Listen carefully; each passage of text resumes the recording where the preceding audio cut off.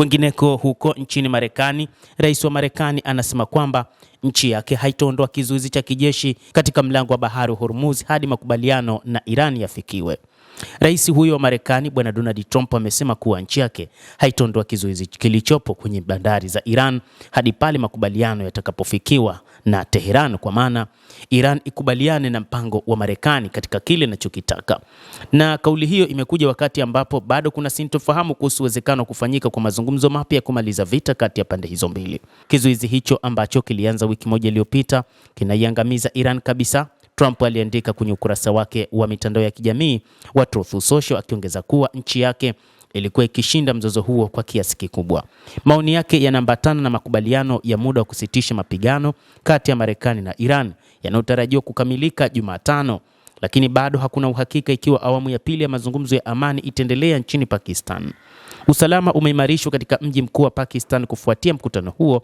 Hata hivyo, makamu wa rais wa Marekani JD Vance anatarajiwa kuongoza ujumbe wa Marekani. Bado hajaondoka Washington, huku Iran ikisema bado haijaamua kuhudhuria, ikisema zaidi kwamba haitohudhuria katika mkutano huo.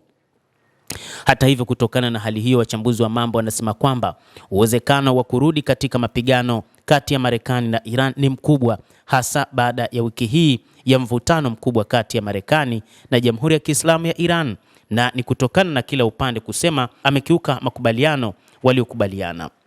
Iran imesema kamwe haitoingia katika mazungumzo hayo, na mpaka sasa bado kuna sintofahamu ya kufanyika kwa duru ya pili ya mazungumzo hayo ya amani kati ya Jamhuri ya Kiislamu ya Iran dhidi na Marekani huko Islamabad.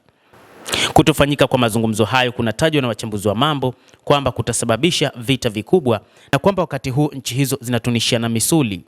Iran na Marekani zimetoleana kauli za vitisho wakati haijafahamika wazi ikiwa duru hiyo ya mazungumzo ya pili ya amani itafanyika huko Islamabad.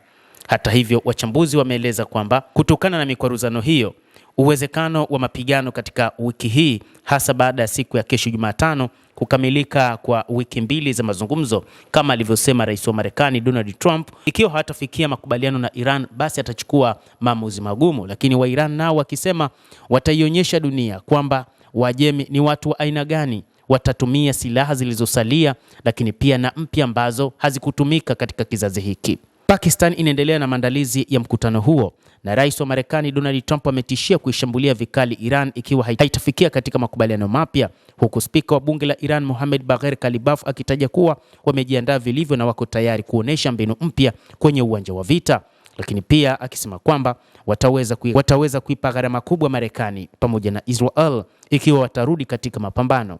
Hayo yanajiri wakati makubaliano ya kusitisha mapigano kwa muda wa wiki mbili yaliyoanza kutekelezwa Aprili 8 yakitarajiwa kutamatika usiku wa leo, hali inayozusha hofu ya kuzuka tena kwa vita hivyo katika eneo la Mashariki ya Kati. Mtazamaji wa The World News, hali halisi katika Mashariki ya Kati kati ya Iran na Marekani ni kama hivyo.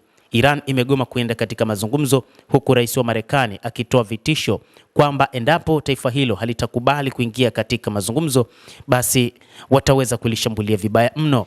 Lakini pia moja kati ya jambo ambalo wa Iran wanasema wamejiandaa kwa ajili ya mapambano wakati wowote endapo watashambuliwa.